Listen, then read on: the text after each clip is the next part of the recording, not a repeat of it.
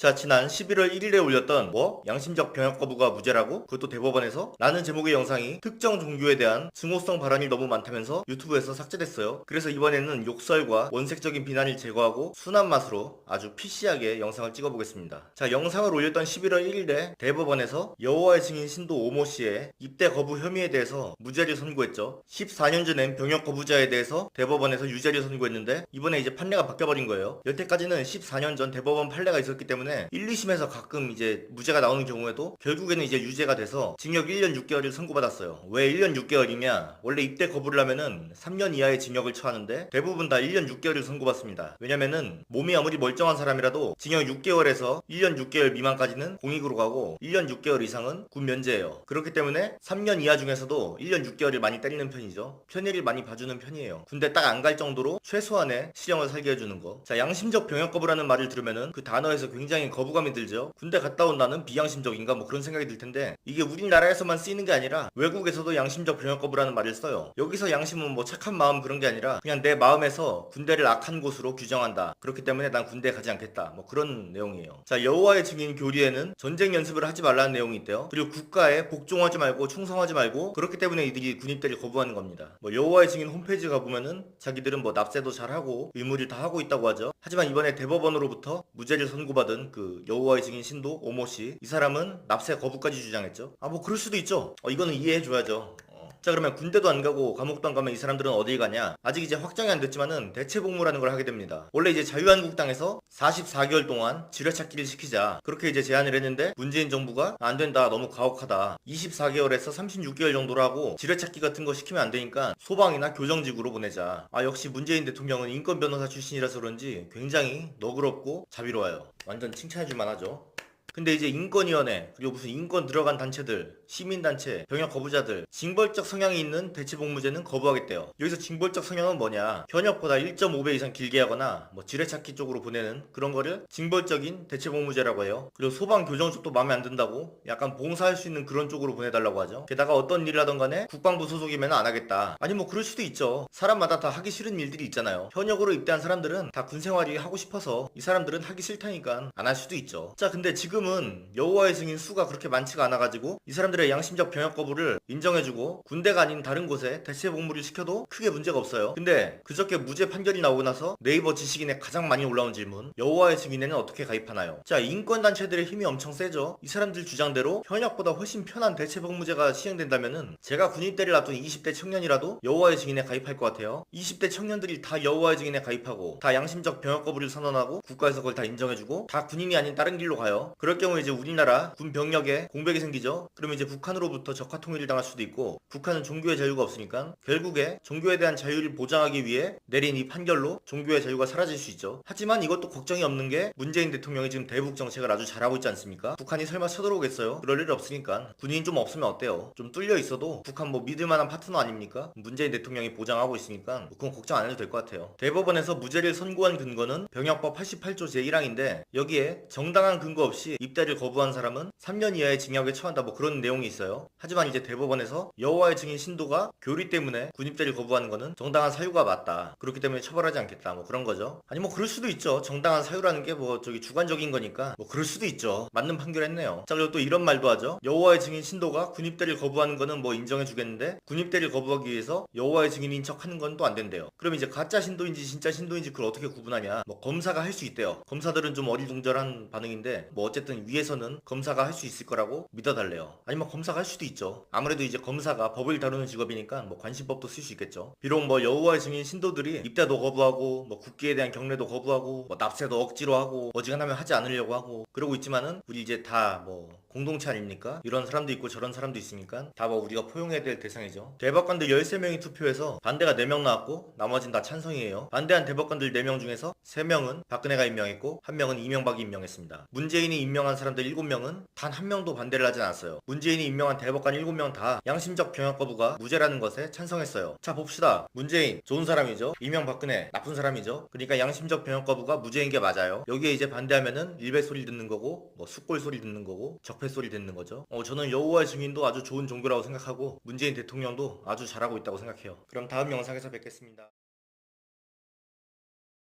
자, 지금 이수혁 폭행 사건 관련해서 새로운 내용의 기사가 나오고 있죠. 세계일보에서 단독 기사를 2개나 냈어요. 경찰이랑 얘기해보니까 우리가 알고 있던 거랑 아주 다른 얘기들이 있더라고요. 일단 이 이수혁 사건에 대해서 그 메갈련이 처음에 썼던 글을 한번 읽어볼게요. 현재 입원 중이고 겨우 정신 차려서 글을 씁니다. 11월 13일 새벽 4시경 이수혁의 한 맥주집에서 있었던 일입니다. 언니와 둘이 맥주를 마시고 있었는데 옆 테이블의 커플이 지속적으로 저희를 쳐다봤습니다. 언니와 둘이라는 표현 때문에 여태까지 모든 사람들이 다 친자매로 알고 있었어요. 기사에서도 뭐 자꾸 자매라고 하니까 친언니랑 술을 마셨나 보다 이렇게 생각하고 있었는데 아니었던 거지. 경찰은 A씨와 B씨가 이전부터 알던 사이는 아니고 해화역 시위에서 알게 된 사이라는 사실도 확인했다. 친자매도 아니고 원래 알던 사이도 아니고 그냥 해화역 시위에서 보원 결의를 한 그런 사이였던 거죠. 해화역 시위, 그 여성 인권을 위한 시위에서 페미니스트들이 외쳤던 시위 구호가 있죠. 육정구 한남충, 소추소심, 재기해 이런 구호를 외치고 다녔죠. 어쩐지 그 둘이 술집에서 하던 얘기 해화역 시위의 축소판이에요. 이 친자매 같은 두 여성은 절대로 별난 페미니스트가 아니에요. 왜곡된 페미니스트도 아니고 변질된 페미니스트도 아니에요. 그냥 보통의 평범한 페미니스트입니다. 원래 페미니스트라는 게 이런 운동을 하는 사람이에요. 아닌 것 같죠? 지금 뭐 페미니스트 관련된 사이트들 다 가보세요. 워마드, 뭐 여성시대, 쭉방 어디든 좋으니까 다 가보세요. 이 여자들의 잘못에 대해서 꾸짖는 사람이 하나라도 있는지 다 이수영 메갈련들을 응원하고 있어요. 자, 뭐 뒤통수에 상처가 났다는 거는 이 둘 중에 언니고 최초에 글을 쓴 건 동생인데 언니가 맞는 장면에 대해서 묘사한 글을 한번 읽어드릴게요. 언니는 한 명이라도 못 도망가게 붙잡는다며 잡았고 남자는 도망가려고 뿌리쳤습니다. 입구 계단 쪽에서 격렬하게 밀쳤습니다. 계단에서 밀지 말라고 계속 얘기를 했지만 남자들은 계속해서 뿌리치고 밀치며 도망을 가려 했고 한 남자가 언니를 발로 차서 언니는 그대로 공중으로 날아서 계단 모서리에 뒤통수를 박았습니다. 발로 차서 공중으로 날아서 뒤통수를 박았다.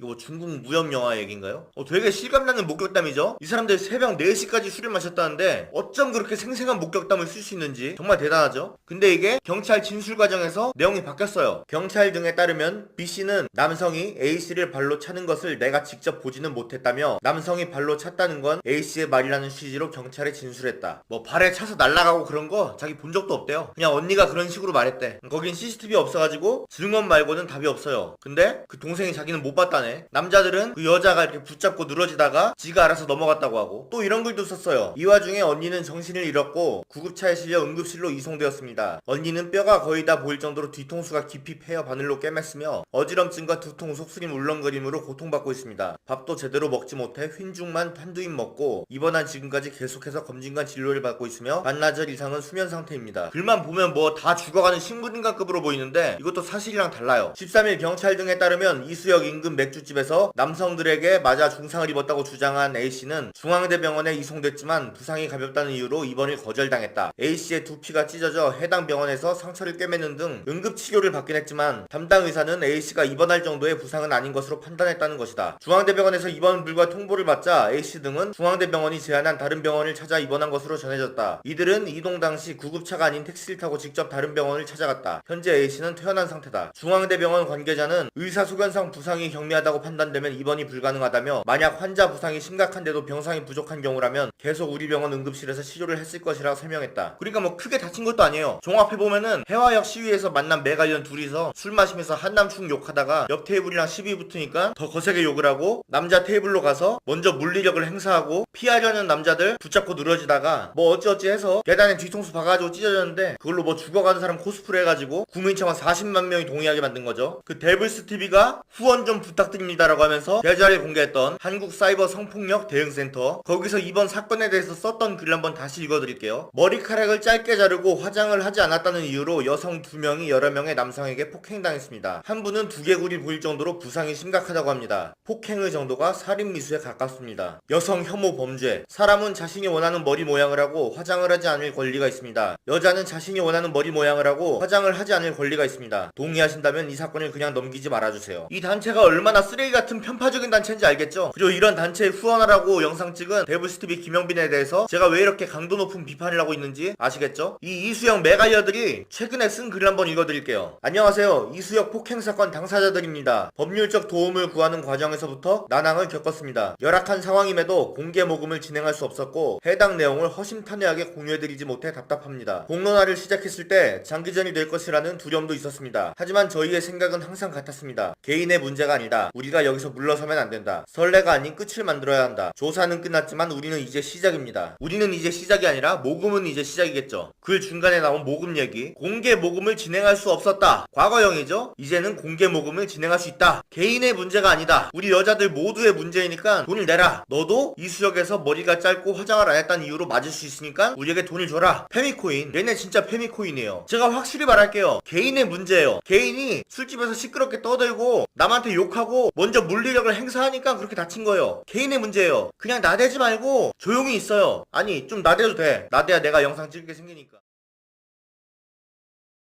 자, 지금 아까 영상에 비해서 굉장히 분노 조절이 잘 되고 있는 상태예요. 그 사이에 무슨 일이 있었길래 이렇게 톤다운이 됐을까? 아까 영상에서 슈퍼챗이 좀 많이 터져가지고 갑자기 기분이 좋아졌어요. 특히 한 번에 100달러 쏴주신 분 대단히 감사합니다. 자, 이수역 폭행 사건 뉴스 자주 보시는 분들은 알겠지만은 점점 진실이 드러나고 있죠. 처음에 그 피해자라는 여자가 쓴 글 내용, 자매끼리 이수역 인근 공주비어에서 조용히 그냥 술을 마시고 있었을 뿐인데 자기들이 탈코르셋을 해서 머리를 이렇게 좀 짧게 밀었다는 이유로 옆에 커플들이 쳐다보고 수근거려가지고 시비를 걸고, 그래서 이제 말다툼을 하다가 그 여자친구가 나가자고 해서 둘은 나갔고, 그 시비 과정에서 이제 고성이 오가자 전혀 상관없던 남자 테이블에서 시비를 걸었고 자기들의 짧은 머리와 화장 안 한 얼굴을 가지고 욕을 먹었으며 신체적 폭행까지 당했다고 했죠. 밀쳐가지고 계단에 뒤통수를 박았는데 두개골이 보일 정도로 파였다고. 그런데도 남자 경찰들은 같은 성별인 남자들 편만 들어서 무고한 피해자인 여자들도 쌍방 가해자로 입건시켰다고. 공감해줄 수 있는 여경이 없었다면서 불만을 표했죠. 이 글이 퍼지고 여초 카페에서 여성 특유의 공감 능력으로 순식간에 뭐 청원이 40만 명 다 돼가고 있죠. 자, 근데 상식적으로 새벽 4시까지 술을 마신 여자가 과연 맨정신일까요? 잔뜩 취했을 거라고 보는 게 타당한 의심 아닙니까? 그런데 그 여자가 되게 구체적으로 상황을 묘사하고 있어요. 특히 대화 내용을 굉장히 잘 기억하고 있죠. 따옴표까지 막 써가지고 뭐 커플 남자는 이런 말을 했고 남자 테이블에서는 뭐 이런 말을 했고 대화 하나하나와 상황을 모두 다 기억하고 있어요. 말이 됩니까? 새벽 4시까지 술 마신 사람이 그 상황을 대화까지 다 기억한다고요? 그냥 자기 뇌피셜로 재구성한 거겠죠. 자, 여초 카페에서는 이런 반응이었어요. 아니 대체 여자는 왜 가해자로 입건되었냐? 여자들이 하는 말을 봐라. 일방적으로 욕을 먹고 밀쳐져가지고 다치고 피해자일 뿐인데 왜 여자까지 쌍방 가해자로 입건시켰냐? 자, 상식적인 사람이라면은 이런 생각을 안 하고, 아, 경찰이 여자를 가해자로 입건시킨 거 보니까 저 여자도 뭔가를 했겠구나. 저 여자가 쓴 글이 모두 진실은 아니겠구나. 이렇게 생각합니다. 새벽 4시까지 술을 먹어서 취한 메갈련과 경찰 중에서 누가 더 신뢰가 가나? 아니 이건 상식의 문제 아닙니까? 아까 이제 남자 측인지 목격자인지가 찍은 영상 그 뭐 6.9cm 어쩌고저쩌고 하면서 남성 성기를 큰 소리로 비하하고 있었죠. 너네 돈 냈죠, 엑셀캐? 그 영상만 봤을 때도 저 상황에서 직접적으로 때리지 않은 게 다행이다. 나였으면 때렸을 것이다. 보통 이런 생각을 하는데 여초 카페는 아니 세상에 맞을 짓이라는 게 어딨냐. 여자들은 끽해봤자 입만 털었는데 남자들이 밀친 게 잘못 아니냐. 왜 물리력을 행사하냐. 뭐 그런 반응이었어요. 근데 이제 반전이 나옵니다. 서울 동작경찰서에서 해당 술집 CCTV를 확보하고 점주와 목격자의 증언을 받았어요. 그래서 다 종합해본 결과 종합해보니까 다 일치한대요. 뭐랑 일치하냐. 시비도 여자들이 먼저 걸었고 심지어 물리력을 행사한 것도 여자가 먼저래요. 남자 테이블에서 남자가 오는데 먼저 뻑큐를 하고 그 후로도 말싸움을 계속 하다가 여자가 먼저 남자한테 가서 멱살을 잡았대요. 멱살을 잡으니까 남자의 반응이 어땠냐. 두 손을 들었답니다. 나는 이 여자를 때릴 생각이 없다는 거를 모두에게 이제 알리는 그런 행동이죠. 그리고 이제 자리를 벗어나려고 하는데 여자들이 옷을 잡고 이게 늘어졌답니다. 그 후 내용은 모르겠어요. 계단에 대한 내용은 아직 안 나왔습니다. 근데 여태까지 여자들이 했던 말이 다 거짓이었죠. 머리가 짧아서 맞은 게 아니라 애초에 시비가 걸린 이유는 시끄럽게 떠들어서라는 거. 남자 테이블한테도 먼저 시비를 걸었죠. 남자들과의 싸움에서 물리력을 행사한 것도 여자가 먼저죠. 그 두개골에서 뼈가 보일 정도로 파였다는 거 그것도 그냥 지네 생각이에요. 병원 기록이 없습니다. 여태까지 다 구라예요, 모든 게. 그러면 계단에서도 그냥 지들이 술 먹고 자빠졌을 가능성이 굉장히 높아요. 난 솔직히 밀쳤어도 괜찮다고 생각해. 밀쳤어도 남자들은 보살인데 이제는 밀친 것 같지도 않아요. 그냥 지들끼리 옷자락 잡고 싸우려다가 허우적대다가 자빠진 것 같아요. 그리고 그렇게 크게 다친 것도 아니고. 자, 그러면 이제 여초 카페 반응들은 어떠냐. 제가 이제 여시랑 쭉방 모두 다 정혜원입니다. 인스티스라는 사이트는 그냥 눈팅만 하고 있는데 거기는 지금 손절각을 잡았어요. 아, 여시 같은데 올라온 글만 믿고 청원에 동참했는데 이거 취소 안 되냐.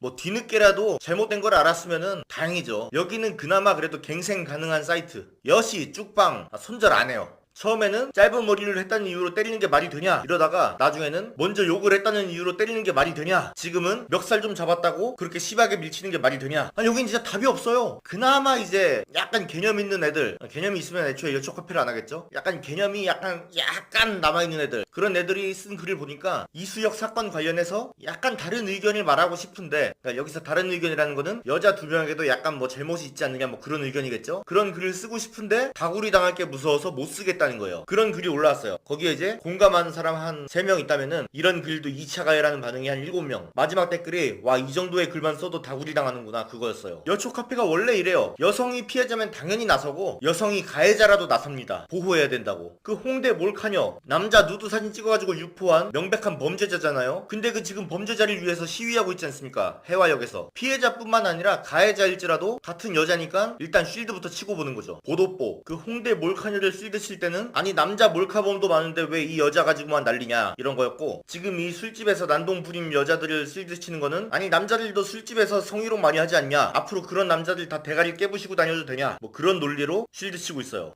그러니까 진실이 뭔지는 우리끼리 중요한 거지 여초카페에선 전혀 중요한 문제가 아니에요. 거기 그 6.9cm 영상 퍼지고 그러니까 반응이 이래요. 아니 그 영상 보고 왜 이렇게 난리지? 난 오히려 아무 말도 못하고 그냥 욕만 먹은 줄 알았는데 그렇게라도 공격한 거 보니까 속이 시원하던데 더 지지하게 되던데 왜 난리지? 뭐 그런 반응이었어요. 먼저 멱살 잡았다고 하니까 상여자래. 전에 뭐 이런 것도 있었죠? 어떤 사람이 상습적으로 노상방뇨하다 걸려가지고 그 좀 자제해달라고 문자가 온 거예요. 그걸 이제 캡처해서 인터넷에 올렸는데 그게 퍼져가지고 여초카페에 갔어요. 그랬더니 거기에 한남충들 더럽다고 제기하라고 온갖 남성에 대한 욕설이 가득 찼어요. 근데 알고 보니까 그 노상방뇨한 사람은 여자였던 거예요. 그게 밝혀지고 나서 댓글에 글쓴이에 대한 욕이 가득 찹니다. 왜 성별을 표기 안 했냐고. 남잔 줄 알고 욕했는데 여자를 욕한 게 되지 않았냐. 여자였으면 욕을 안 했을 텐데. 애초에 그냥 남자는 악, 여자는 선 그렇게 정해놨기 때문에 누가 뭘 했고 그런 사소한 진실은 중요하지 않아요. 페미한테. 래퍼 산이가 그 이수혁 술집에서 그 여자들이 뭐 6.9cm 하면서 욕하고 있는 영상을 자기 페이스북에다 올렸어요. 그랬더니 거기에 막 매갈년들 몰려와가지고 2차 가해다. 지금 국민청원글이 하나 새로 올라왔죠. 불법 촬영물로 2차 가해하는 남래퍼 산이의 처벌을 청원합니다. 참여 인원이 놀랍게도 15,180명. 그거 뭐 그냥 술 취한 여자들 말만 믿고 청원에 동의하는 사람이 40만 명 있는 나라에서 뭐 신기할 것도 없는 일이죠. 민주당 국회의원은 경찰청장한테 그 남녀 커플이나 남자들이 그 여자 둘에게 기분 나쁜 일을 하지 않았냐고 거기에 중점을 맞춰가지고 조사해달라고 요구했어요.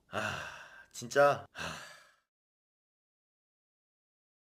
자, 지금 영상 하단을 보시면은 유료 광고 포함이라는 문구가 적혀 있을 거예요. 그러니까 이 영상에는 광고가 들어있습니다. 근데 굉장히 자연스럽고 순식간에 지나가기 때문에 뭘 광고한지는 여러분들이 알기 힘들 거예요. 다 같이 한번 찾아보는 재미도 있겠죠. 자, 본론으로 들어갑시다. 여성분들 회사 다니면서 남자 직원이 있는 회사 굉장히 불편하지 않습니까? 남자 직원이 여자 직원보다 우수한 게 뭐가 있어요? 정수기통 나르는 거 그거 말고 뭐가 있습니까? 1년에 한 번씩 뭐 예비군 간다고 빠지고 그럼 남은 일들 다 뭐 여직원한테 하라는 거예요 뭐예요? 입사할 때도 남자만 막 우선적으로 뽑지 않습니까? 승진도 남자 먼저 시키고 월급도 남자가 더 많이 받는다고 하죠. 그리고 남자 직원이 있으면은 몰카도 찍고 성추행도 하고 성희롱도 하고. 여대생들이 괜히 여대가 좋다고 하는 게 아니에요. 같은 공간에 남자가 있으면은 불쾌한 일이 생길 수밖에 없어요. 자, 그러면 이 문제점을 어떻게 해결하냐. 어우 갑자기 배가 고파가지고 잠깐 밥 좀 먹어야겠어요.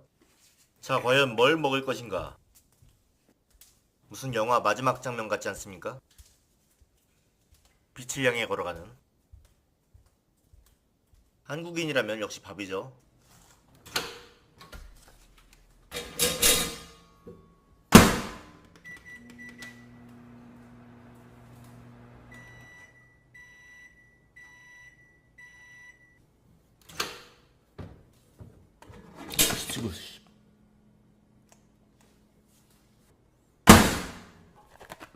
밥이 좀 안 예쁘게 떨어졌습니다. 숟가락으로 교정을 해줍시다.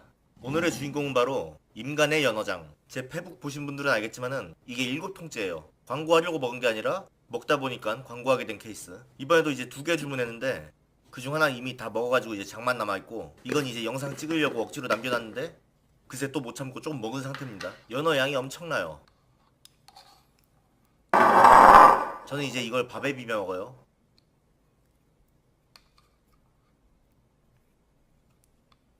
젓가락질 좀 중심같이 하니까 숟가락을 사용하겠습니다.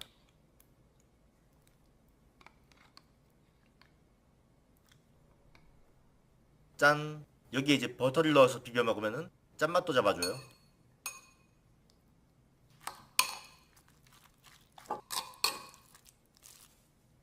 자, 그러면 인간의 연어장 얼마나 맛있는지 제가 한번 직접 먹어보겠습니다. 사실 원래 많이 먹어가지고 맛은 아는데 그냥 말은 이렇게 하는 거예요.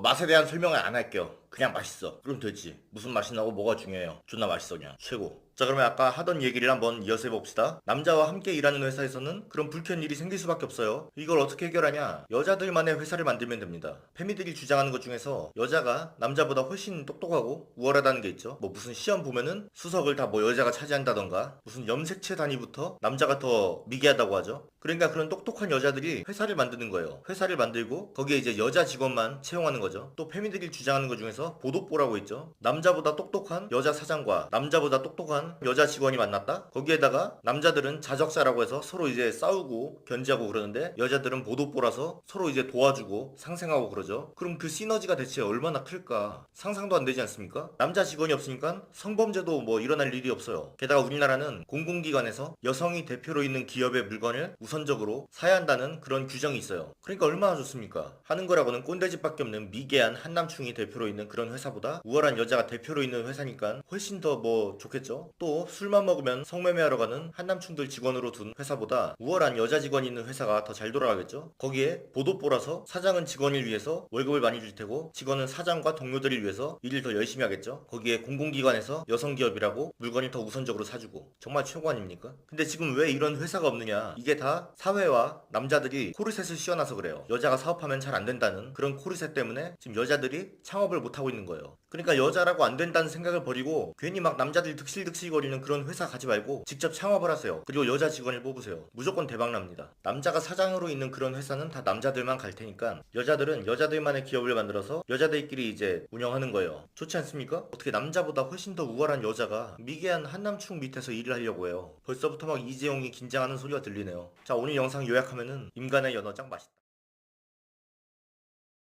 자, 지금 보수 정치인 유튜브 채널 중에서 가장 핫한 채널이 홍카콜라 TV죠. 근데 민주당에도 홍카콜라가 있다고 합니다. 바로 대구 중구의 홍준현 구의원인데, 제가 왜 이 사람을 민주당의 홍카콜라라고 하는지 기사를 한번 읽어드릴게요. 한겨레 기사입니다. 민주당 구의원 성매매 여성 3살 버릇 여든까지 막말. 한겨레 기사에서 막말이라고 칭하는 거 보니까 민주당 의원인데 개념 발언을 했다는 사실을 알 수 있죠. 더불어민주당 홍준현 대구 중구의원이 성매매 여성 자활 지원금 제도에 반대하며 성매매 여성을 비하하는 발언을 해 논란이 일고 있다. 여성단체는 홍 구의원이 비하와 혐오성 발언을 했다고 주장하며 민주당 대구시당을 항의 방문했다. 여성단체에서 항의를 하는 거 보니까 이 사람이 정말 옳은 말을 했나봐요. 성매매 여성들에 대한 지원을 반대했다고 합니다. 벌써부터 너무 멋지지 않나요? 홍 구의원은 지난달 20일 오전 11시 제253회 중구의회 제2차 정례회 제4차 본회의에서 성매매 여성들의 자활 지원금을 놓고 자유한국당 유구하 대구 중구청장과 언쟁을 벌였다. 그러니까 자유한국당 중구청장이 성매매 여성들한테 지원을 하자고 말하는 거고 민주당 구의원이 반대를 하는 거예요. 그 자유한국당 구청장 발언은 성매매 여성들에게 지원금을 줘야 된다는 입장인데, 굳이 이런 쓰레기 같은 입장을 읽어가지고 여러분들의 시간이 날리고 기분을 나쁘게 하지 않을게요. 그냥 우리는 민주당의 홍카콜라 얘기만 들읍시다. 본 의원은 혈세가 낭비되고 있다고 이야기를 드리는 거고, 구청장님 지금 41명이 자활 프로그램으로 자활한다 칩시다. 3살 버릇 80까지 간다고 젊어서부터 땀 흘려 돈을 안 벌고 쉽게 돈 번 분들이 2천만원 받고 난 다음에 재활해서 자활교육 받고 난 다음에 또다시 성매매 안 한다는 그런 확신도 없는데, 저는 그게 혈세 낭비라고 생각을 하고 최저임금 7,530원을 받으려고 이른 아침부터 밤늦게까지 일하는 동시대 여성 노동자들의 공분을 불러일으키는 정책이라고 생각을 합니다. 어떻게 생각하십니까? 구청장님께서는 여성들이 인권을 유린당하면서 성을 판다는 이야기를 하시는데, 제가 아는 한도 내에서는 전부 자발적으로 들어온 사람입니다. 자발적으로 카드값 못 막아서 선금 받고 들어온 사람들이 대부분이거든요. 구청장이 조사를 안 해봐서 모르겠다고 하니까 중구청에서 그런 것도 조사를 하셔야지요. 그냥 사진만 찍고 다닙니까? 구청장이 이번에는 개인적인 신상을 조사하는 게 좀 그렇다네요. 개인적인 신상이 아니고 자활 프로그램을 마련하고 국비가 2천만원씩, 혈세가 2천만원씩 들어가는데 그 정도는 파악을 하셔야 되죠. 제가 그 동네 54년 살았습니다. 저도 알 만큼 아는 사람인데요. 답변을 두루뭉술하게 하시면 안 됩니다. 자, 이제 막말이 어디서 나오느냐? 안 나와요. 지금까지 내용이 끝입니다. 지금 들으신 거 중에서 막말이라고 생각되는 게 있으세요? 나도 좀 황당해요. 민주당 구의원이 막말을 했다길래 나 민주당 싫어하니까 구의원 막말한 거나 까야겠다. 이번엔 또 어떤 쓰레기 같은 말을 했을까? 한겨레가 썼네? 한겨레에서도 쓸도 못 칠 만큼 그런 쓰레기 같은 말을 했나 보다. 그러고 찾았는데 이게 전부예요. 근데 이게 막말이랍니다. 성매매 여성이 2천만원을 성까지 받고 또 성매매를 하면 어떡할 거냐? 성매매 여성에게 지원금을 주는 게 혈세 아니냐? 성매매 여성 자발적으로 들어온 거다. 카드값 못 막아서 몸 파는 거다. 이게 어떻게 막말이에요? 팩트지. 근데 이 말을 듣고 대구 경북 여성단체 연합에서 민주당 대구시당에 항의 방문을 했어요. 구의회 본의회장에서 성매매 여성들에 대한 성차별적이고 반인권적인 비하와 혐오 발언을 반복한 홍준현 구의원에 대한 즉각적인 조치와 당 차원의 대책을 요구한다. 이런 말을 했다고 합니다. 자, 근데 민주당 대구시당의 반응이 어떻냐? 사실 저 구의원과 같은 입장에서 만약에 대구시당이 말했으면은 저는 민주당을 다시 한번 봤을 것 같아요. 대통령은 패미에 빠져있는 미친놈이지만은 그래도 밑에는 약간 희망의 씨앗이 자라고 있구나, 뭐 이런 생각으로 나중에 한번 뭐 이렇게 투표를 할 때도 우리 동네 민주당 정치인도 저기 대구시당의 홍준현처럼 멀쩡한 사람이 아닐까, 민주당이지만 한번 좀 괜찮은 사람인지 봐야겠다, 뭐 이런 생각을 할 수도 있었을 것 같은데 민주당 대구시당은 이런 반응을 보였어요. 당 소속 홍준현 중구의회 구의원의 성매매 여성 비하 혐오성 발언에 대해 더불어민주당 대구광역시당은 매우 부적절하고 반인권적인 발언이라 생각하며 그 책임을 통감하고 이 일로 충격과 상처를 받으신 모든 분들께 깊이 사죄드린다, 이렇게 말만 하고 끝난 게 아니라 그 홍준현 구의원에 대해서 징계 처리를 하겠다고 합니다. 그러니까 민주당에도 멀쩡한 정치인은 있어요. 저번에 그 서울시 여성 시의원도 그렇고 멀쩡한 정치인이 있긴 있는데 정당의 기조 자체는 쓰레기라는 거. 뭐 그렇다고 해서 자유한국당이 멀쩡한 정당이라는 건 아니에요. 지금 나경원 하고 있는 짓거리 보면은 오히려 거기가 더 쓰레기 같아. 자, 근데 여기서 끝났으면은 제가 이 홍준현 구의원에 대해서 홍카콜라라는 말을 안 했겠죠. 더불어민주당 대구시당에서 뭐라고 하든지 간에 홍준현 의원은 사과하지 않겠다고 말했답니다. 시당의 입장과 달리 홍 의원은 사과할 일이 아니라고 당과 다른 목소리를 냈다. 상무위원회가 열리면 자신의 입장을 분명히 밝혀 시시비비를 가리겠다고 물러서지 않았다. 홍 의원은 자신의 발언이 예산 낭비가 없는지를 살펴야 하며 혈세를 제대로 쓰자는 취지였다고 설명했다. 자신이 성매매 직결지 일명 자갈마당 주변에서 생활하기 때문에 속사정을 잘 알고 있으며 지원금 집행 과정의 문제점을 지적했을 뿐이라고 뜻을 굽히지 않았다. 이와 함께 열심히 일하는 여성들이 대접받아야 하며 성매매 여성들을 지원할 경우 형평성 문제가 생기지 않겠냐고 반문했다. 홍준현 의원은 여성을 폄하하려는 의도는 없었으며 혈세와 형평성 문제를 지적했을 뿐이다. 사과를 하면 불법을 저지르고 있는 사람들에게 고개를 숙이는 것이다 라고 말했다. 그냥 빠꾸 없는 상남자죠. 뭐 원조 홍카콜라보다 더 시원한 것 같아요. 우리 동네 살았으면은 난 다른 사람 공약 같은 거 보지도 않고 그냥 이 사람 뽑았을 것 같아. 근데 민주당에서 이 사람한테 징계를 준다고 하죠. 쓰레기 더미에서 꽃이 피었는데 그 무참히 짓밟아버리는 그런 상황. 홍준현 구의원님 응원합니다. 제가 응원하는 게 도움이 될지 욕이 될지 모르겠는데 어쨌든 간에 저는 응원해요. 여러분들도 홍준현 의원 발언에 공감한다면 댓글에 응원하는 내용을 적어주세요. 뭐 큰 의미는 없을지 몰라도 저렇게 싸우는 사람 입장에서 굉장히 큰 힘이 될 것 같아요. 다시 한번 응원합니다.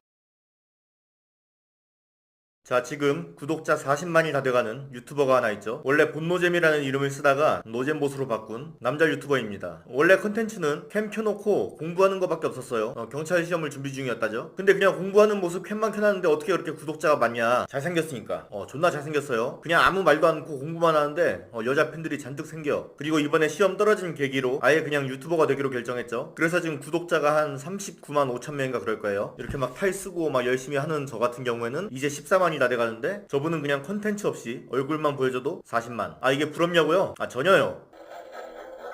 네, 사실 부럽습니다. 아무튼 이건 저의 열등감을 말하고자 하는 게 아니라 이분이 얼마 전에 사과문을 올렸어요. 아니, 이분이 뭘 잘못했길래 과연 사과문을 올렸나. 사과문을 올렸다면 뭔가 잘못을 저질렀다는 거겠죠. 어떤 잘못을 저질렀는지 한번 영상으로 봅시다. 좋아하는 여자 이상형은 깻잎 머리가 잘 어울리는 가정적인 여자입니다.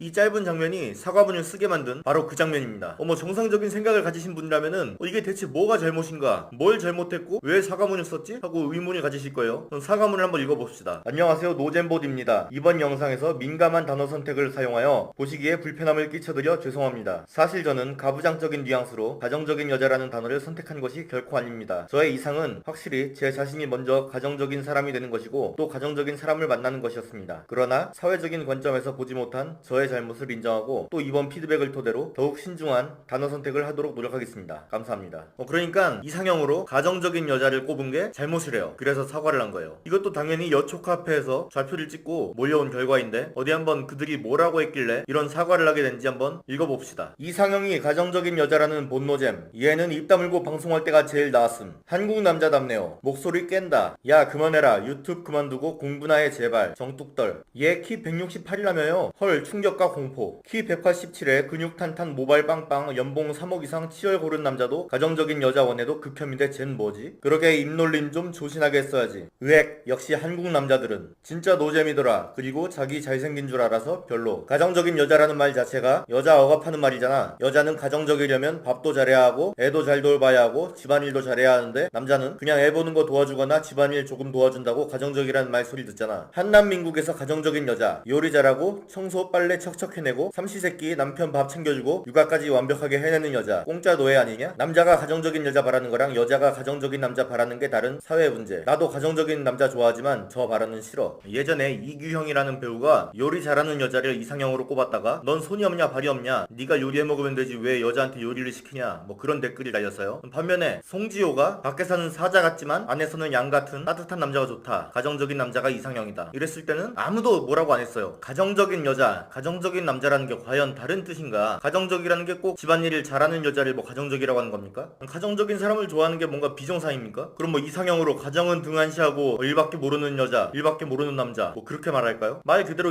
이상형이잖아요. 키 큰 남자가 좋다, 잘생긴 남자가 좋다, 돈 많은 남자가 좋다, 뭐 유머 감각 있는 남자가 좋다. 지금 이걸 딴지 걸고 있는 여초카페에서도 이런 말 많이 하잖아요. 근데 남자가 가정적인 여자를 이상형으로 꼽았다고 해서 이게 사과할 만한 일입니까? 지네들 보고 가정적인 여자가 되라는 게 아니고 그냥 자기가 가정적인 여자가 좋다는 거잖아요. 자, 뭐 예를 들어서 제 이상형은 술 안 마시고 담배 안 피우고 문신 없고 종교 없고 뭐 정치 성향 일치하고 예쁘고 어리고 뭐 그런 여자라고 해봐요. 근데 갑자기 어떤 여자가 나타나서 뭐 술 마시는 게 잘못이냐, 술을 싫어해도 사회생활 하다 보면 술 마시는 사람들이 있는데 이 사람들도 잘못된 거냐, 지금 시대가 어느 시대인데 담배 피는 여자한테 뭐라고 하냐, 문신도 그냥 취향일 뿐인데 여자가 문신하면 안 되냐, 우리나라엔 종교의 자유가 있다, 정치 성향 가지고 차별하지 마라, 사람은 누구나 나이를 먹는다, 너는 나이 안 먹냐, 여자는 꽃이 아니다, 예쁘지 않아도 된다, 뭐 이렇게 반박을 했다고 쳐봐요. 어쩌라고? 아니 내가 그런 여자를 좋아한다고. 그렇지 않은 여자가 잘못됐다는 게 아니라 내가 그런 여자를 좋아한다고요. 그냥 안 그런 여자한테 그렇게 되라는 것도 아니고 나는 그런 여자가 좋다고. 술 마시는 게 잘못은 아니죠. 근데 내가 싫어해요. 나도 안 먹고. 담배 여자라서 피우지 말라는 게 아니라 내가 안 피우니까 난 남자도 담배 피우는 사람 싫어요. 문신 나도 없어. 종교 난 없는데 있는 사람 만나면 피곤하니까 싫다고. 정치 성향이야 다르면 맨날 싸우니까 싫고. 누가 뭐 늙은 여자가 잘못됐다고 합니까? 내가 어린 여자가 좋다고. 못생긴 여자한테 성형하라고 했어요? 내가 예쁜 여자가 좋다고. 아니 이상형도 말 못해요? 지들은 뭐 맨날 강동원이 이상형이다, 박보검이 이상형이다 그 지랄하면서 가정적인 여자가 이상형이라는 말도 이해를 못해요? 뭐 이상형으로 남자 얼굴 안 본다던 여자 연예인들 이나영, 원빈이랑 결혼했죠. 고소영, 장동건이랑 결혼했고 수지, 이민호랑 사귀었죠. 뭐 이런 마음에도 없고 남들이 보기에 착해 보이는 그런 이상형을 말해야 되는 겁니까? 자, 여초 카페에 이런 글이 올랐어요. 긍정적이고 밝은 여자가 이상형이라는 남자들의 심리. 남자들은 하나같이 긍정적이고 밝은 여자가 이상형이라고 말하지만 이 말을 잘 뜯어보면 나보단 좀 못하고 밑에 있지만 거기에 불만이나 문제의식을 갖지 않고 마냥 좋다고 헤헤거리며 행복회로 돌리는 여자를 만나고 싶다는 의미. 그러니까 뭔 말을 해도 남자가 무슨 이상형을 말하면은 딴지를 걸어요, 씨발년들이. 그러면 긍정적이고 밝은 여자를 이상형으로 꼽는 남자가 잘못된 거면 매사에 부정적이고 어두운 여자를 이상형으로 꼽아야 정상적인 남자입니까? 미친년들이죠. 애초에 이런 거 가지고 딴지 거는 여자 자체가 어떻게 남자 주제에 이상적인 여자를 꿈꿀 수 있냐 뭐 그런 거 같아요. 자, 여기서 영상을 끝내면 또 뭐 여성 혐오 유튜버니 뭐 어쩌니 그럴 거예요. 저도 이제 개념 유튜버가 되기 위해서 마지막으로 제가 생각하는 이상형을 말하고 갈게요. 저는 뚱뚱하고 못생기고 나이 많고 다른 남자랑 동거도 좀 많이 해보고 낙태 경험 있고 클럽 자주 다니고 술고래에 담배는 물론 대마초까지 손대고 집안 살림은 내팽개치고 놀러다니는 거 좋아하는 그런 여자가 이상형이에요.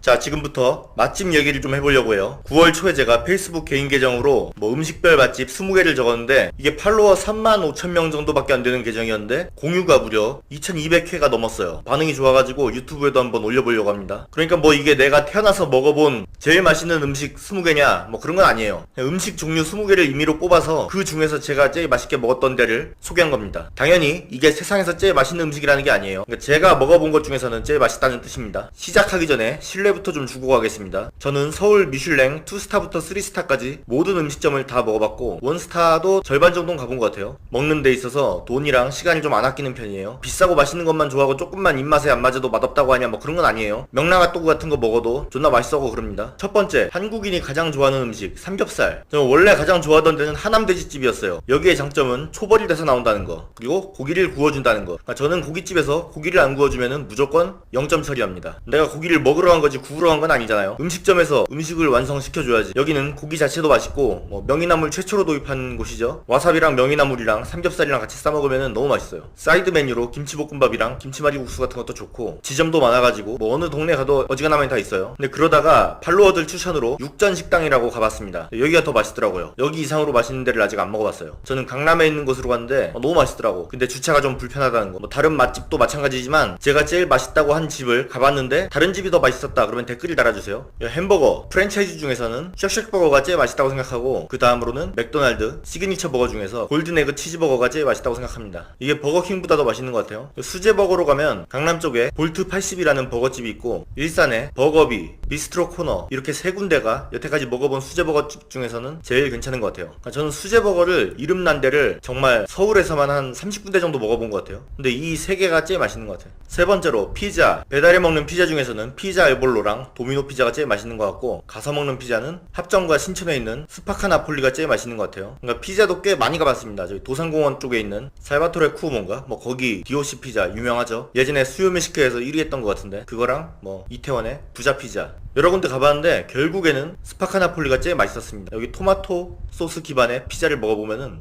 화덕 피자가 이렇게 맛있었고 뭐 그런 생각이 들어요. 네 번째, 초밥. 저는 초밥을 아주 좋아해요. 그래서 정말 많은 곳에서 먹어봤습니다. 조선호텔, 스시조, 신라호텔, 아리아케, 한국의 미스터 초밥왕으로 유명한 스시효, 서울 미슐랭 가이드에서 유일하게 이름을 올린 스시코지마, 도쿄 긴자 미슐랭 원스타, 이와 뭐 이름 난데 많이 가봤어요. 되게 1인분에 30만원 넘는 것도 먹어보고 뭐 이것저것 정말 다 먹어봤는데 결과적으로 하나만 뽑자면 일산에 있는 스시카메입니다. 여긴 디너가 13만원 밖에 안 해요. 강남에서 30만원 이상 주고 먹는 것보다 여기가 더 맛있어요. 갈 때마다 너무 맛있어가지고 소름 돋아요. 진짜 100% 예약제. 점심이 아마 65,000원인가? 그럴 텐데 저같이 잘 먹는 성인 남성도 굉장히 배부르다고 생각돼요. 저녁 같은 경우에는 점심 때 식단을 좀 조절해서 위를 좀 비워놓고 가야만 다 먹을 수 있을 정도. 뭐 근데 양으로 승부한 집은 아닙니다. 가성비로 승부한 집도 아니고 그냥 존나 맛있고 존나 잘 줘요. 다섯 번째, 디저트. 이게 연희동인가 연남동인가 모르겠는데 더 플레이트 디저트라고 있어요. 여기가 저는 다른 데랑 비교할 수도 없이 독보적으로 맛있다고 생각합니다. 메뉴 하나하나가 다 특이하고 처음 먹어보는 맛이 나요. 다 색다르고 잘 꾸며놨고 사진 찍기도 좋고 맛도 너무 좋아. 좀 비싸요. 근데 갈만해요. 시간 내서라도 갈만해. 이거 한 2년 전에 페이지에 올렸었는데 아직도 이거 먹고 이런 거 소개해줘서 너무 고맙다고 연락 오는 사람들이 있어. 돈가스. 돈가스는 예전에 가장 제가 높게 치던 게 을지로에 있는 안즈였어요. 근데 먹다 보니까 좀 요즘에 맛이 좀 떨어진 것 같아가지고 합정동인가 그쪽에 있는 크레이지 카츠를 더 좋아합니다. 여기가 더 싸고 맛있는 것 같아요. 그리고 돈가스는 안심과 등심을 고르는 경우가 있을 텐데 저는 무조건 등심 추천해요. 안심이 부드럽긴 한데 돈가스는 부드러운 맛으로 먹는 게 아니라 지방 맛으로 먹어야 되기 때문에 무조건 등심이 맛있습니다. 그러니까 안즈 같은 경우에 뭐 등심이 3단계가 있고 안심도 3단계가 있어요. 비싼 순으로. 안심 제일 높은 등급의 메뉴보다 등심 제일 낮은 등급의 메뉴가 더 맛있어요. 독립카츠라고 있는데 거기도 꽤 괜찮습니다. 일본으로 넘어가면 오사카의 만제 돈가스. 여기 줄 엄청 길게 서야 되는데 되게 맛있더라고요. 모든 메뉴를 시켜가지고 여러 부위가 나왔는데 가장 맛있는 부위는 뭐 안즈나 크레이지 카츠보다 훨씬 맛있었습니다. 제가 생각하는 돈가스 원탑은 도쿄 긴자의 가치젠인데 여기는 돈가스 하나로 미슐랭 원스타를 받았어요. 돈가스 1인분에 5만원 정도 하는데 존나 맛있습니다. 진짜 탈 돈가스급. 여기 돈가스랑 뭐 일반적인 뭐 왕돈가스 그런 데 있는 돈가스는 완전 다른 음식이라고 보면 돼요. 그냥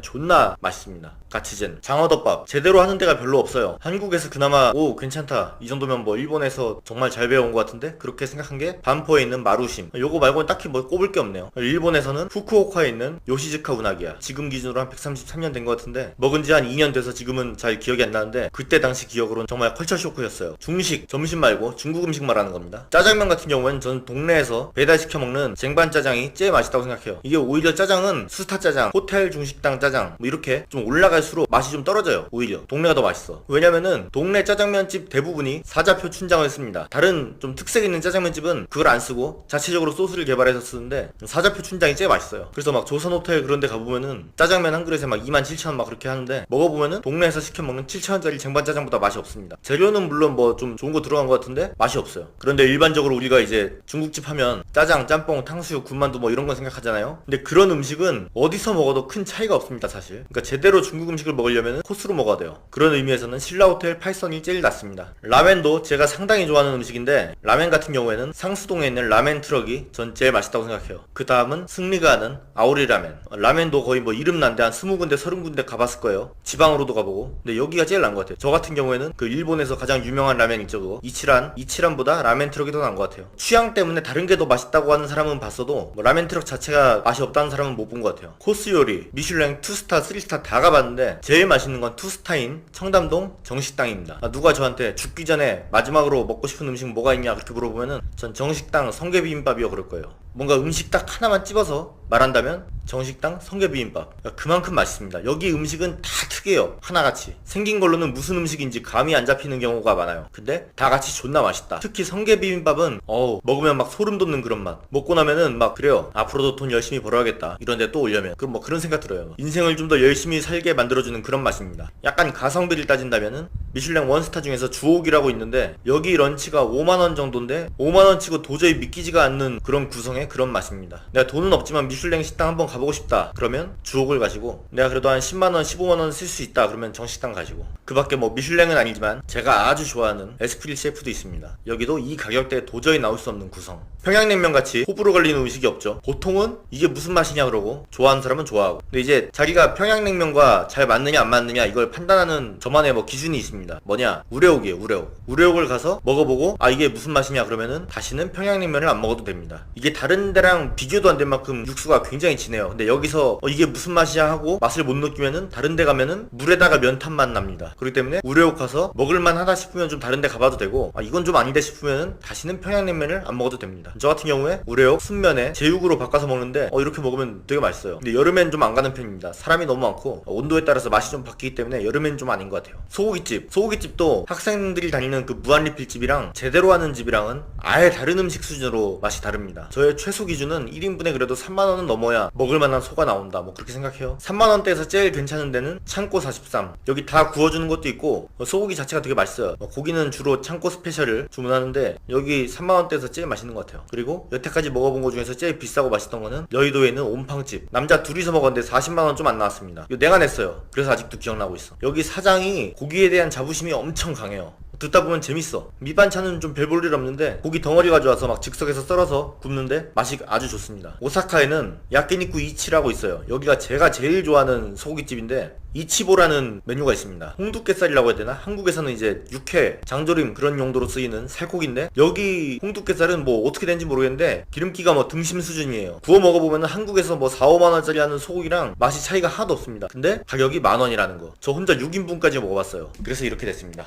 여기 먹어보고 나서 감탄한 사람이 한둘이 아니에요. 정말 대박 맛집. 오사카 가서 이것만 진탕 먹고 와도 손해는 아니다 그런 생각이 들어요. 소고기를 꽤 자주 먹긴 하지만은 그래도 완전 하이엔드는 안 가봤거든요. 보냄브레드를 한번 꼭 가보고 싶습니다. 근데 여기는 예약이랑 시스템이 너무 복잡해가지고 인원도 좀 채워야 되고 살아생전에 갈 수 있을지 모르겠습니다. 치킨은 뭐 수요미식회 같은 데서 뭐 나오는 전통 있는 치킨 그런 거 맛대가리 하나도 없더라고요. 제일 맛있는 거는 BBQ, 황금올리브, 닭다리. 매장 가서 이걸 먹어보면은 와 뭐 미슐랭이고 지랄이고 다 필요 없다, 존나 맛있다, 그냥 그런 생각밖에 안 들어요. 다리가 8개 나오는데 혼자 8개 그냥 순식간에 다 먹을 수 있습니다. 진짜 존나 맛있어요. 게장 맛집 되게 많죠. 근데 저는 미슐랭 원스타 받은 큰기와집과 강남에 있는 프로 간장게장을 선호합니다. 왜냐, 여기가 특별히 맛있어서? 아니에요. 여기는 게장 비빔밥이 있습니다. 밥 위에다가 게살을 다 발라다가 비벼 먹을 수 있게 해놓은 거예요. 저는 게장을 좋아하는데 그 발라먹는 게 너무 귀찮아. 이게 장갑 끼고 뭐 이렇게 하는 것도 짜증나고 먹다 이렇게 막 뱉고 막 이렇게 발라내고 막 그런 게 너무 싫어요. 그러니까 완전 맛있는 집에 비해서 덜 맛있어도 다 발라진 거 그냥 비벼 먹는 게 좋아요. 그러니까 발라 먹어도 상관없는 사람은 진미식당인가 거기가 맛있대요. 다 먹어본 결과. 근데 나는 발라 먹는 게 싫어서. 족발은 예전에 만족 오양 족발이 제일 맛있다고 생각했었는데 요즘엔 족발이 좀 상향 평준화돼가지고 어디 가도 대충 다 맛있어요. 맛있는데 제일 맛있게 먹은 데는 당산에 있는 허브 족발입니다. 여기 비빔국수랑 같이 족발을 먹는데 되게 잘 어울리더라고요. 뭐 이름난데 서울 몇 대 족발집 뭐 그런 거 다 먹어봤는데 전 여기가 제일 나았습니다. 그리고 돼지갈비는 봉피향, 소갈비는 벽제갈비. 존나 비싸고 맛있고. 여기 두 군데는 별로 이견이 없을 거예요. 그냥 존나 비싸고 존나 맛있습니다. 칼국수도 이름난 거 거의 다 먹어봤어요. 연희동 칼국수, 베테랑 칼국수 다 먹어봤는데 일산 칼국수 본점이 최고입니다. 여기는 뭐 너무 알려져서 주말 낮 같은 경우에 주차 요원만 한 10명 있어요. 줄도 막 2-3시간 서야 돼요. 여기를 줄 안 서고 먹으려면 아침에 10대 오거나 포장해 가거나 그렇게 먹어야 됩니다. 닭이랑 바지락이랑 둘 다 들어있는데 너무 맛있어요. 여기는 칼국수 그 이상. 자, 여기까지 정리해봤는데 개수를 세보면은 20개가 안 될 거예요. 원래 20개라고 했었는데 왜냐 원래 글에는 20개였는데 다시 보다 보니까 마음에 안 드는 게 좀 몇 개 있어가지고 그냥 뺐습니다. 뭐 영상 보시고 나서 그거 먹어보니까 별로던데, 이게 더 맛있던데, 뭐 그런 거 있으면은 댓글에 달아주세요. 자, 지난 영상에서 했던 맛집 추천에 이어서 이번에도 음식 사진 하나 없는 맛집 얘기를 하려고 해요. 저 같은 경우에 술, 담배를 전혀 하지 않습니다. 마약을 하는 것도 아니고 요즘엔 게임도 안 하고 사람을 만나는 일도 거의 없고 유일하게 이제 즐거움을 찾는 게 먹는 거예요. 응머머먹지라는 맛집 페이지를 운영하면서, 아니 그 전부터 먹는 거에 대해서 굉장히 시간과 돈을 아끼지 않았습니다. 근데 이제 많은 경험을 해보다 보니까 뭔가 깨달은 게 있어요. 근데 뭐가 됐든 마찬가지겠지만은 저 혼자만의 생각일 수도 있고 다른 사람은 공감을 못할 수도 있어요. 그냥 제가 그렇다는 말이에요. 몇 가지 경험을 한번 먼저 얘기해 보겠습니다. 2017년 3월에 제가 친구랑 함께 파주 영텔이라는 곳에 갔습니다. 왜냐, 라면을 먹기 위해서죠. 차로 한 3-40분 간 것 같아요. 뭐 라면 한 그릇 먹으러 왜 여기까지 왔냐 그럴 수도 있는데, 생활의 달인에 이 집이 나온 거예요. 현금만 받지만 되게 저렴한 가격에 할머니 할아버지가 운영하는 이름 없는 가게인데 소 기름으로 어떻게 해가지고 라면을 만든다는데 굉장히 맛있다는 거예요. 건더기도 되게 많이 들어있고. 그래서 친구와 함께 방송 다음날 바로 갔습니다. 갔는데 줄이 진짜 엄청나더라고요. 가게는 한 6명 정도 들어갈 수 있는 크기인데 사람은 한 50명이 넘게 있었어요. 50명이 뭐야, 한 100명도 넘게 있었다. 근데 뭐 줄이 빠지지도 않고 들어가는 손님도 없고. 근데 알고 보니까 이게 음식점이 아니라 그냥 가정집인데 무허가로 불법으로 개조를 해서 음식을 팔던 거라서 방송 이후에 구청에서 단속이 왔대요. 그래서 영업을 안 하던 거였어요. 뭐 나중에 다시 재방문해서 먹어보니까 일반적으로 집에서 끓인 라면보다 뭐 많이 맛이 있더라고요. 그래봤자 라면 맛이긴 한데, 아무튼 이날 같은 경우에는 공쳤습니다. 기껏 멀리 왔는데 아무것도 못 먹고 그냥 돌아가게 생긴 거예요. 근데 그 전날 방송했던 생활의 달인에 라면집만 나온 게 아니라 강원도 춘천에 있는 뭐 중국집이 하나 나왔어요. 그것도 재밌게 봐서 그 자리에서 친구와 함께 강원도 춘천으로 떠났어요. 몇 시간 동안 운전해서 춘천 도착했는데 하필 점심 영업이 끝났을 때예요.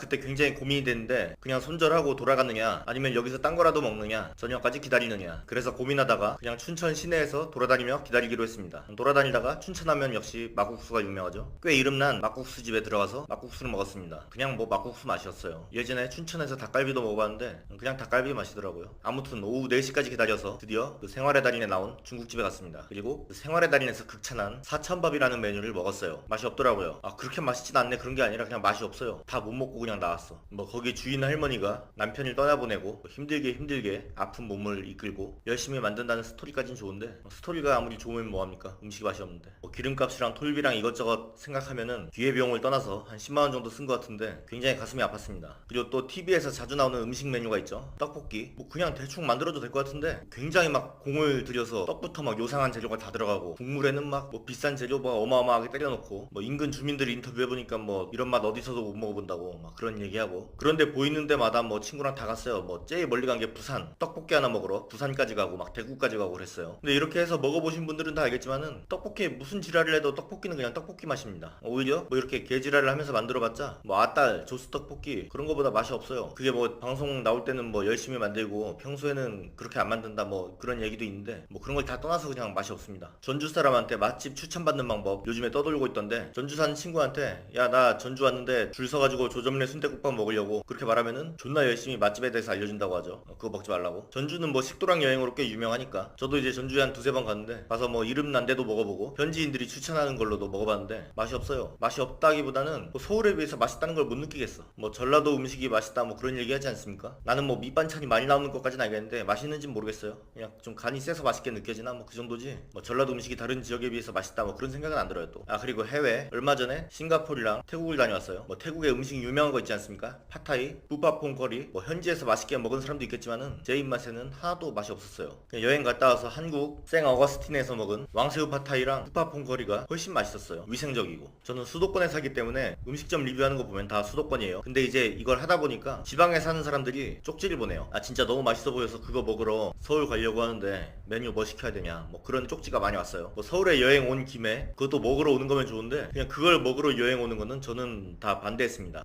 왜냐, 그 돈을 들여서 그냥 그 지역에서 비싼 걸 먹는 게 훨씬 나아요. 예를 들어서 제가 뭐 한 2-3만원짜리 초밥집 여기 진짜 괜찮다 2-3만원대인데 한 5만원 정도의 맛이 난다 뭐 그렇게 올렸어요. 근데 근데 이걸 부산에서 먹으러 오겠다고 하는데 부산에서 KTX 뭐 특실로 해서 왔다 갔다 하면 한 12만원 나오고 하루만 있다 갈 거 아니니까 뭐 숙박비도 내야 되고 음식값도 내야 되고 뭐 지하철도 타야 되고 버스도 타야 되고 이것저것 돈 들어갈 게 굉장히 많지 않습니까? 인당 최소한 20만원 정도 쓸 텐데 그냥 그 돈으로 부산 하이엔드 스시야에 가면 돼요. 부산에서 인당 20만원짜리 초밥을 먹으면 그게 훨씬 더 만족스럽습니다. 아까 제가 강원도 춘천에 뭐 사천밥 먹으러 간 거 그 뭐 6천원 7천원짜리 사천밥이 맛있어봤자 뭐 얼마나 맛있겠어요. 왔다 갔다 해 뭐 차비 시간 그런 거 들여서 신라호텔 8성 가면 됩니다. 전주 왔다 갔다 하고 거기서 뭐 맛있는 거 사 먹고 묵을 돈으로 그냥 서울 미슐랭 가이드 별 받은 곳에서 먹는 게 훨씬 나아요. 지방에 정말 맛있는 게 있으면은 그게 서울에 없을 리가 없어요. 와 이거 존나 맛있는데? 뭐 그런 음식이 있으면은 둘 중에 하나입니다. 그 사람이 서울에 지점을 내거나 아니면 서울에서 그 메뉴를 뺏겨다가 그대로 만들어요. 그게 정말 맛있으면. 일본도 뭐 먹으러 간다고 하면 오사카 많이 얘기하고 후쿠오카 뭐 얘기 많이 하는데 제가 다 가본 결과 도쿄 긴자에서 먹은 게 제일 맛있었어요. 그 긴자는 우리나라로 치면 강남인데 물가도 비싸고 그만큼 이제 고급 음식점도 많고 거기서 먹은 게 제일 맛있었습니다. 한국도 마찬가지로 호텔 레스토랑이나 미슐랭 스타 레스토랑이 제일 맛있어요. 그래서 하고 싶은 말은 어디 가는 김에 이 지역에선 이런 것도 팔지 하면서 먹는 건 괜찮은데 뭔가를 먹으려고 멀리 가는 건 그렇게 추천드리지 않습니다. 변변한 뭐 호텔 레스토랑도 없는 지역이면은 뭐 서울로 먹으러 가는 건 좋아요. 반대로 뭐 서울에서 지방으로 내려가는 거는 추천하지 않아요. 해외도 마찬가지고 아예 저처럼 그냥 미슐랭 레스토랑 다 돌아서 한국에서 이제 먹을 거 다 먹었다 그러면 이제 갈만한데 그렇지 않으면 그냥 한국에 있는 미슐랭 레스토랑부터 다 돌기를 추천드립니다. 뭐 맛집 탐방에 대한 얘기는 여기서 끝났고요. 약간 더 하자면은 아까 떡볶이 얘기도 했지만 음식에는 그 음식이 낼 수 있는 한계가 있어요. 떡볶이는 아무리 맛있어봤자 떡볶이다. 뭐 이상한 신기한 재료를 다 때려박고 어떻게 뭐 공들여서 만들어도 떡볶이는 떡볶이 맛이 납니다. 그 떡볶이라는 맛에 한계가 있어요. 그러니까 막 저처럼 떡볶이 같은 거에다가 그렇게 막 시간을 들일 필요는 없다. 그냥 동네에서 조스 떡볶이, 맛달, 뭐 매운 거 좋아하면 엽떡 그런 거 시켜 먹으면 그게 베스트지. 괜히 막 지방 떡볶이 맛집 뭐 그런 거 찾을 필요 없다. 하나 더 얘기하면 저는 돈을 쓸 만한 가치가 있는 음식이 한 3가지로 봅니다. 소고기, 스시, 코스 요리. 이거는 돈을 쓴 만큼 맛있어요. 괜히 막 무한리필 초밥집, 무한리필 소고기, 뷔페 이런 거 가지 말고 이런 데 갈 돈을 여러 번 좀 아껴가지고 미들급 이상 스시야, 인당 한 3만원 이상 소고기집, 미슐랭 코스 요리집 이런 데 가보기를 추천드립니다. 자, 지금 대한민국 남성들을 굉장히 빡치게 만든 한 여자가 있어요. 바로 모델 이현희입니다. 거꾸로 해도 이현이죠. 이현이라는 사람이 그 과거에 뜨거운 사이드라는 팬미 방송에서 이런 말을 했다고요. 남성들이 여성 징병제를 하자고 하는 게 사실 진짜로 우리나라 안보를 걱정해서 그러는 것 같지는 않다. 전쟁 나면 큰일 날 것 같아서가 아니라 왜 나만 가? 너도 가? 이런 마음에서 여성도 징병을 하자고 한 것 같다. 좋은 말로 인구 절벽, 병력 감소로 포장했지만 사실 속내는 아닌 것 같아. 이게 이제 2017년 방송에서 했던 발언인데 최근에 어떤 남자가 이현희 인스타에다가 댓글을 달았대요. 현재 분단 국가이고 국민이면 당연히 국방의 의무를 다해야 하는데 왜 다른 이유가 있냐고 이야기를 하냐. 그건 잘못된 언행. 그랬더니 이제 이현희가 이런 답변을 합니다. 이 댓글을 지금 봤다. 이런 논쟁이 없다가 최근에 여성도 군대에 가자고 하는 진짜 이유가 뭐냐. 시대가 변했는데 남녀 임금 격차가 아직도 OECD 국가 중 1위다. 여성을 대신해 남성이 가사와 육아를 도맡아 하고 있느냐. 아무래도 나와 다른 시대를 살고 있는 것 같다. 여성이 사회로 나와서 남성과 동등한 대우를 받아야 국방의 의무도 동등해질 수 있다. 지금 남성들만 군대에 있어 국가안보가 위험했냐? 난 군대를 안 가봐서 모른다. 너무 빈틈이 많은 소리라 가지고 하고 싶은 말이 그냥 밑도 끝도 없이 그냥 쏟아져 나오려고 해요. 근데 사실 이 이현이라는 사람 개인의 문제가 아닙니다. 모든 페미니스트가 다 이런 말을 해요. 여자에게 먼저 남자와 동등한 권리를 주고 나서 그 다음에 동등한 의무를 짊어지자고 말해라. 다 같은 얘기를 해요. 근데 하나하나 한번 따져보기로 해요. 먼저 왜 나만 가? 너도 가. 이러면 안 됩니까? 저번에 어떤 여자들이 이런 말을 하더라고요. 군대가 싫으면은 다 같이 갈 생각을 하지 말고 다 같이 안 갈 생각을 해야 되는 거 아니냐. 그 발언에 여자들이 사이다 발언이라면서 막 칭찬하고 있어요. 솔직히 말해서 다 같이 안 가자는 거 남자들은 오케이해요. 그래 다 같이 좆대보자. 너 안 가? 나도 안 갈래. 근데 그게 안 되니까 왜 나만 가? 너도 가. 이걸 하는 거죠. 이러면 안 돼요? 너무나 불합리한 상황 아닙니까? 박탈감이 느껴질 수밖에 없어요. 제가 늘 강조하는 게 뭡니까? 가장 중요한 건 시간이다. 근데 남자는 2년이라는 시간을 군대에서 날리지 않습니까? 뭐 군대에서 뭔가를 배워온다는 사람도 있는데 밖에서 배우면은 군대에서 2년 동안 배운 거 2개월이면 배워요. 아니 2주면 배울 수도 있고. 난 남자들이 왜 나만 가? 너도 가? 이렇게 말해도 여자는 입도 뻥긋해서는 안 된다고 생각해요. 왜냐? 입을 뻥긋할 자격이 없으니까. 안보 무임승차잖아요. 예전에 박주민 의원이라는 민주당 국회의원이 이런 말을 했어요. 여자도 국방의 의무를 짊어지고 있다. 다만 국방의 의무 중 하나인 병역의 의무를 짊어지지 않았을 뿐이다. 말장난이에요. 그래서 병역의 의무 말고 나머지 국방의 의무 뭘 짊어지고 있는데요? 다른 의무에서 여자들이 뭐 조금이라도 고통을 느끼고 있는 점이 있습니까? 좆도 없죠? 사실상으로 국방의 의무는 남자만 짊어지고 있는 게 맞아요. 자, 남녀 임금 격차가 OECD 1위다. 그러니까 여자와 남자가 임금을 동등하게 받을 때까지 여자는 군대에 가지 않겠다. 말이 안 되는 소리죠. 일단 임금 격차 자체가 개소리라는 거는 둘째치고 말해봐요. 평균적인 여자의 수입 수입보다 돈을 못 버는 남자는, 이 남자는 왜 군대에 가야 되죠? 여자에 비해서 돈을 못 버는데? 자, 그리고 임금 격차가 언제 나타나죠? 30대 중반부터 나타나죠. 근데 남자들 군대 언제 갑니까? 대학생 때 가죠. 대학생 때 남녀 임금 격차가 있어요? 생산활동 자체가 거의 없죠. 해봤자 알바인데 알바에서 임금 격차가 납니까? 오히려 예쁜 여자들이 훨씬 돈 많이 벌죠. 남자들이 군대를 갈 때는 그 남녀 임금 격차 덕분에 남자들이 이득을 본다, 그러니까 여자는 안 가겠다, 이렇게 말하기에는 아무 이득도 보지 않는 남자가 먼저 군대에 가죠. 자, 남자가 가사노동과 육아를 안 하는데 왜 여자가 군대에 가야 되냐? 아니, 가사하지 마요. 육아도 하지 마. 정부에서 출산 대책을 꾸리고 있다고 하지만은 애를 강제로 낳게 합니까? 여자 21살 되면은 신체 검사해가지고 건강한 산모가 될 수 있겠네요. 1급입니다 해가지고 남자들 불러다가 이렇게 강제로 임신시키게 하고 그래요? 히토미에서나 있을 법한 일이죠. 육아 하기 싫으면 안 할 수 있어요. 가사 하기 싫으면 안 할 수 있어요. 군대 하기 싫어도 가야 돼요. 의무잖아요. 어떻게 의무랑 선택이랑 비교합니까? 그리고 따져봅시다. 임금 격차, 평균적인 여자보다 돈 못 버는 남자는 있어요. 가사를 분담하는 남자도 있습니다. 육아를 분담하는 남자도 있어요. 근데 징집되는 여자는 없습니다. 이렇게 비교하고 있는 내가 병신이 된 기분이에요. 이현희 씨 말대로라면은 여자들이 남자한테 가사와 육아를 도와달라고 말을 했을 때 남자들이 난 군대 다녀왔잖아, 이렇게 말해도 할 말이 없어야 돼요. 이현희 씨 논리가 이거 아닙니까? 여자는 육아랑 가사를 독박으로 해야 되기 때문에 군대 안 간다, 이랬으면은 군대 간 남자랑 결혼한 여자는 육아랑 가사를 독박으로 해야죠. 설마 육아 가사 때문에 군대 안 간다는 핑계를 대놓고 군대를 안 갔으면서 육아 가사는 반반 요구하는 그런 쓰레기 같은 여자는 아니겠죠? 그렇다면 실제로 여자는 군대에 갈 수 있는가? 제가 궁금해가지고 여자를 만약에 남자와 같은 기준으로 신체 검사한다면은 어느 정도가 군대에 갔을지 한번 생각해봤어요. 남자 1급 기준이 키 161 이상 204 미만에서 BMI 20에서 24.9 사이에요. 근데 20대 여자의 평균 키가 161이고 BMI가 22.76이래요. 그러니까 평균적인 여자는 남자의 기준으로 놓고 봐도 1급 현역 입대 대상이에요. 이렇게 여자를 뽑으면 어떤 이점이 있느냐? 지금 현역 병사들 보면은 남자 인구가 너무 없어가지고 면제나 공익을 받아야 되는 애들도 현역으로 오게 되는 일이 있어요. 얘한테도 불쌍한 일이고 부대 병사한테도 불쌍한 일이에요. 이런 애들이 거르고 상대적으로 멀쩡한 여자를 받는 게 모두에게 이득이에요. 물론 여자들에게는 이득이 아니겠지만. 오늘 영상 요약, 걸스 캔 도 애니띵, 여자는 뭐든지 다 할 수 있다. 근데 왜 군대는 못 가요? 한 분 하면서.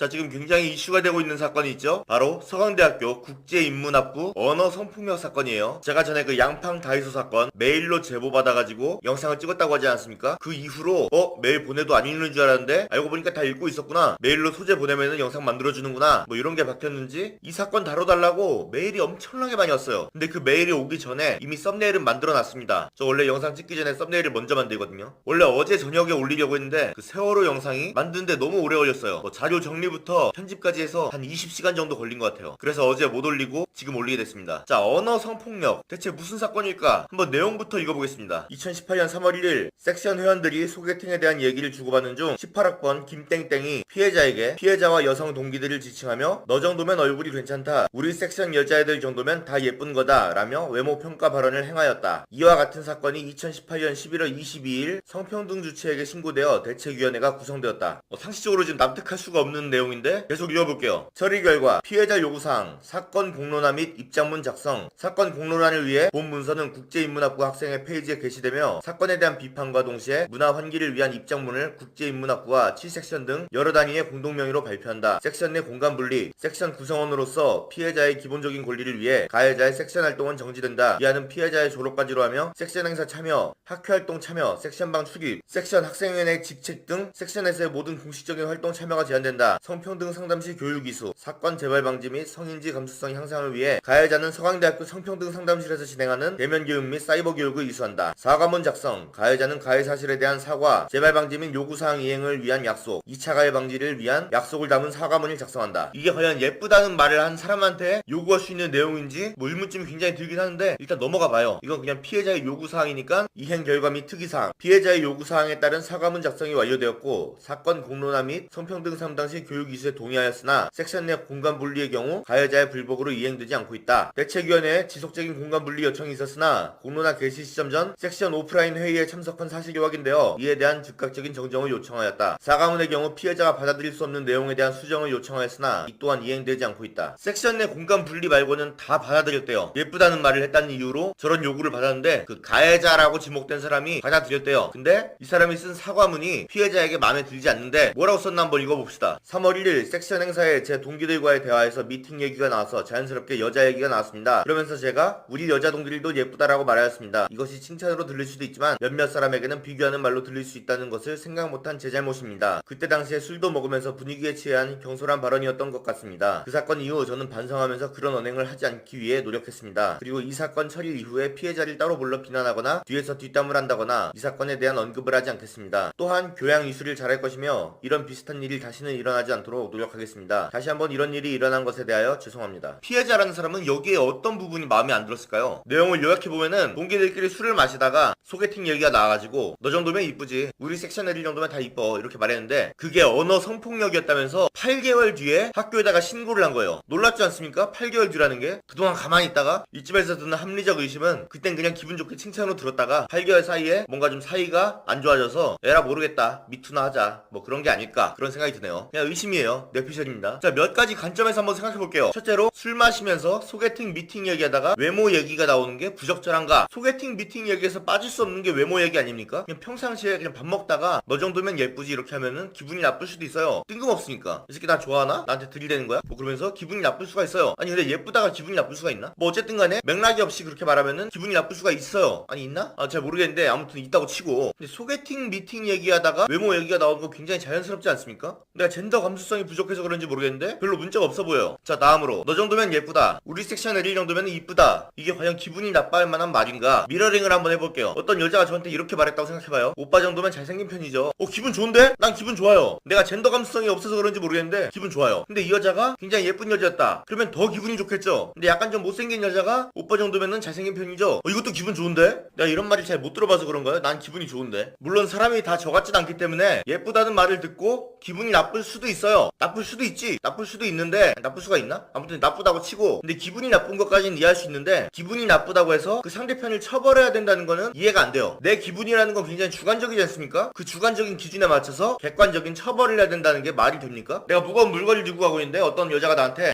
힘 좋네 이렇게 말을 했어요. 내가 그 말을 듣고 나서 생각해보니까 힘이 좋다, 정력이 좋다, 이거 나랑 성관계를 하고 싶다는 뜻인가? 이거 성적 수치심이 느껴지는데? 이렇게 생각해서 기분이 나쁜 것까진 자유예요. 근데 이거를 언어 성폭력이라고 신고하면은 정신병자죠. 어떤 여자가 저한테 피곤해? 이렇게 물어봅니다. 내가 이거 곰곰이 생각해보니까 피곤하냐고? 밤에 잠 안 자고 뭐 했냐는 뜻인가? 나보고 지금 밤새 야동 보고 딸딸이 쳤다는 뜻이야? 이렇게 생각하고 기분 나쁠 수는 있죠. 기분 나쁜 거야 자유니까. 근데 이걸 언어 성폭력으로 신고하면 그게 문제라고요. 그리고 그냥 신고만 한 게 아니라 실제로 징계까지 이루어졌다는 거 충격적입니다. 자, 여자는 예쁘다는 말도 여성 혐오. 자, 이런 내용 보면은 생각나는 기사가 하나 있어요. 예전에 그 노컷뉴스 기사. 여성은 꽃, 이것도 여혐입니다. 아무리 칭찬으로 한 말이라도, 예쁘다고 한 말이라도 여성은 사람이 아닌 다른 무언가로 대상화하면은 여성 혐오다. 저는 이걸 들으면서 그러면은 가부장적인 남자가 남자는 하늘 이렇게 말하면은 셀프 남성 혐오인가? 남자는 주먹 가위가위보라고 하면서 주먹 낸 사람은 셀프 남성 혐오인가? 남자는 배, 여자는 항구는 양성 혐오 노래인가? 근데 이 기사에서도 여자한테 예쁘다고 하는 게 외모 평가이기 때문에 여성 혐오라는 말을 해요. 그러니까 이 서강대에서 신고한 여자가 뭔가 유별나고 특출난 페미니스트가 아닙니다. 그냥 평범한 페미니스트예요. 페미니스트의 디폴트 값. 이걸 신고한다고? 이 사람 약간 좀 이상한 거 아니야? 라는 게 페미니스트입니다. 일단 이건 경찰에 신고한 게 아니죠. 형사 신고가 아닙니다. 그렇기 때문에 법을 따지는 건 의미 없고 학교 측에서 그냥 학칙에 의해서 이런 처리를 한 거예요. 자, 근데 이거랑 비슷한 사건이 하나 있었죠. 서울대학교 사회대 사건인데 이때 학생회장이 유시민 딸이었어요. 유시민 딸도 페미니스트였는데 이 사건으로 스트레스 받아가지고 사퇴했습니다. 무슨 사건이냐? 사회대 커플이 있었는데 남자가 여자한테 만나가지고 헤어지자는 말을 해요. 그랬더니 그 여자가 남자를 성폭력으로 신고했습니다. 물론 헤어지자는 말을 했다고 해서 성폭력으로 신고한 게 아니에요. 뭘로 신고했냐? 헤어지자는 말을 하면서 남자가 줄담배를 피웠다고 합니다. 남자가 여자 앞에서 줄담배를 피우는 거는 남성성을 과시하고 여성인 자신을 심리적으로 위축시켰으니까 이거는 성폭력이다 이러면서 학생회에다 신고를 했어요.